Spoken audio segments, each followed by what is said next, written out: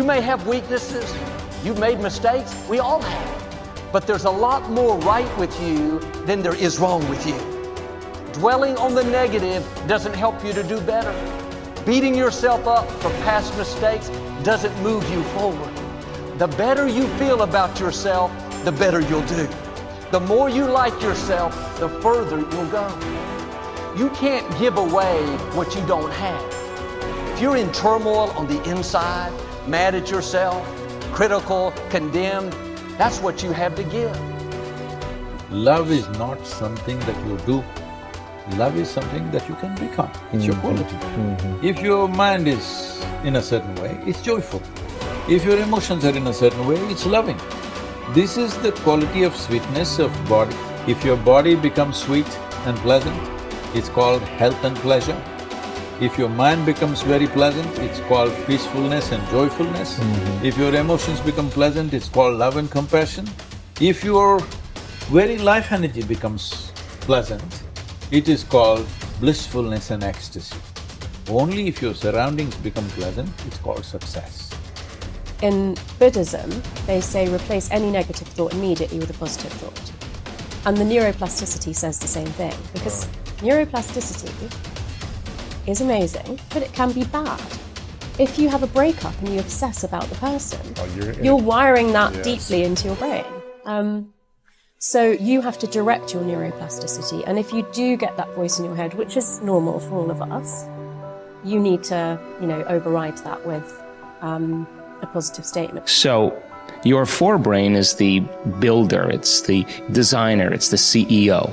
And when you begin to speculate possibilities, when you start to think about a better way to do something, or something you want to experience, or something you want to do, or some future event, it's an amazing phenomenon, because researchers are beginning to show that not only do we remember a past, but the brain actually can remember a future.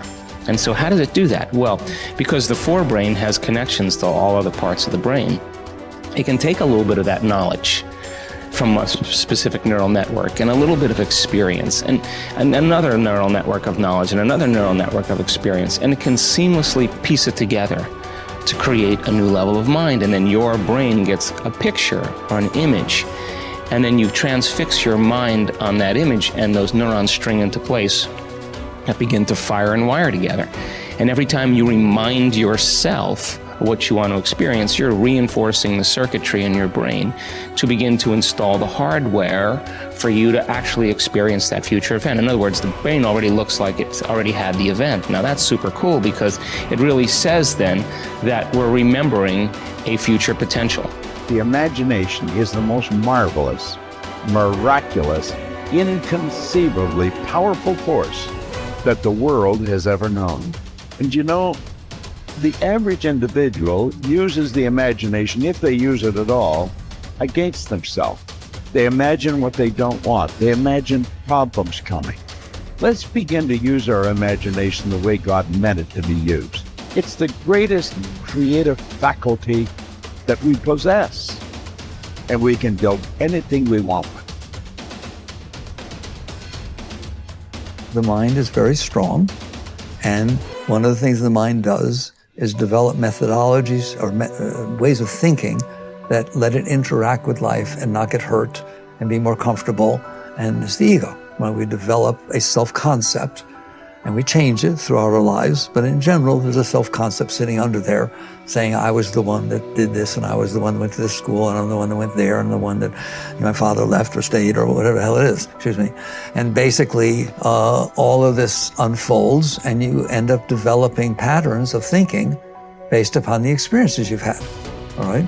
And what I'm saying, at least certainly in my experience, is that's not what makes you wake up. That's what keeps you from waking up, all right? The fact that you're identifying with these past experiences and saying that's who I am, well, it's not who you are. You are watching your ego, you see it get upset, you see it fix things, you see it have concepts and views and et cetera, and even you're obviously very intelligent, you can use your intellect to support the ego, to support that, and so on, right? Man's greatest burden is unfulfilled potential. Man's greatest burden is unfulfilled potential. And I say, when I look at the audiences, And I know that maybe only 1% are going to achieve their potential. Not fully. I still haven't fulfilled my potential, but unfulfilled potential is man's greatest burden. And it breaks my heart because I know what you kids are capable of. I know I've had kids with 80 IQ to 180 IQ that I mentored that have done big deals. Actually, the 80 IQ did better than the 180 IQ.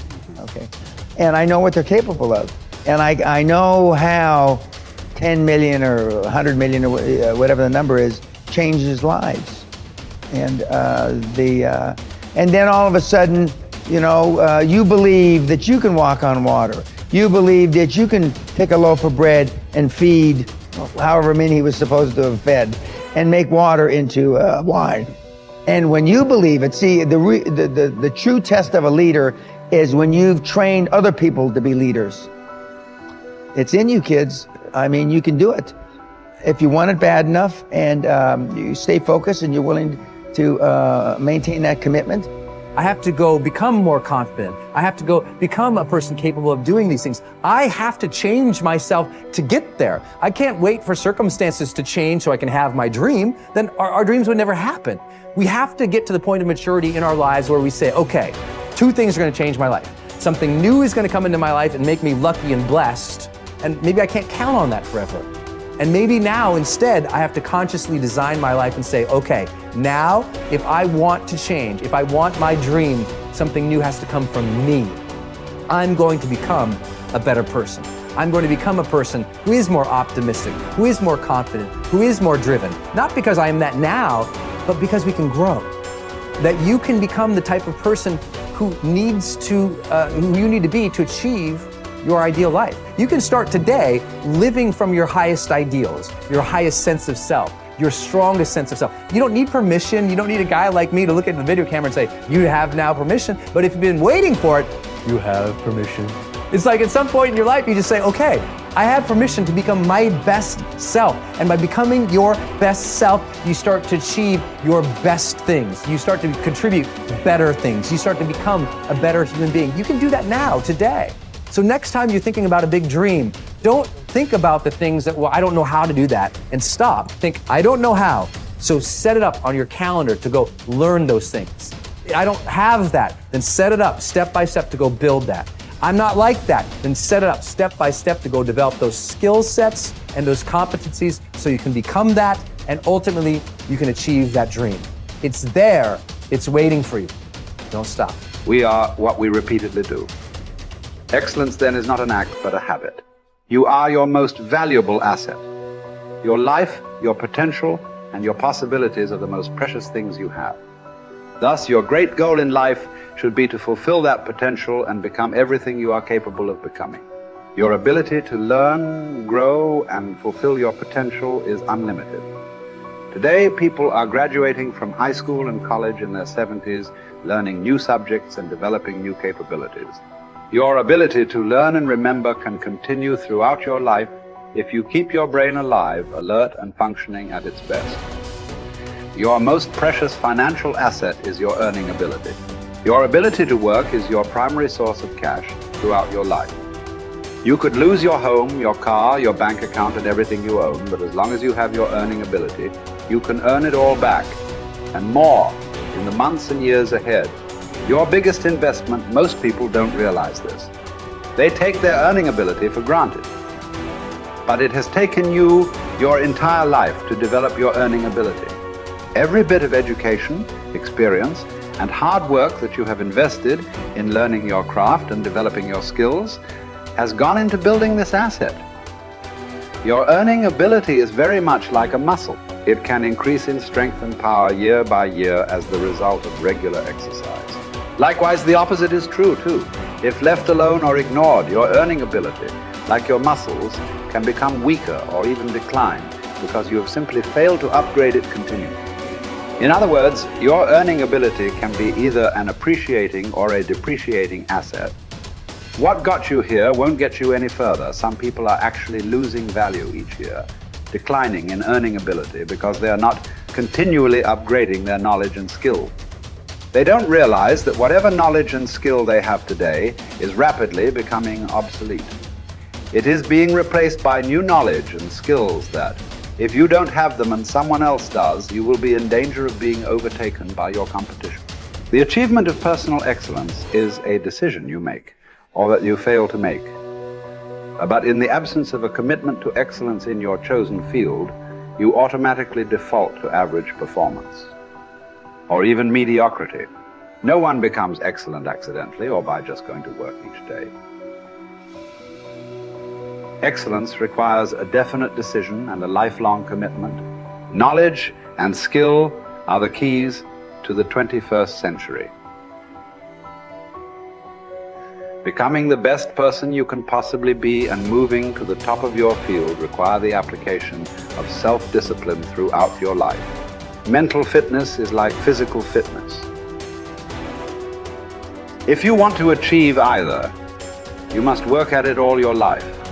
You can never let up. You must be continually learning and growing. Every day, week and month, throughout your career, and in other areas of your life. If you're going to join the top 20% and stay there, to earn more, you must learn more. Abraham Lincoln once wrote, "The fact that some have become wealthy is proof that others may do it as well." What others have done, you can do as well. If you learn how, everyone who is at the top was once at the bottom. Many people who come from average or poor families with average incomes or who grow up in average circumstances have gone on to become some of the most prominent people in their fields. And what hundreds of thousands and even millions of other people have done, you can do as well. The philosopher Bertrand Russell once wrote that the very best proof that something can be done is that someone else has already done it.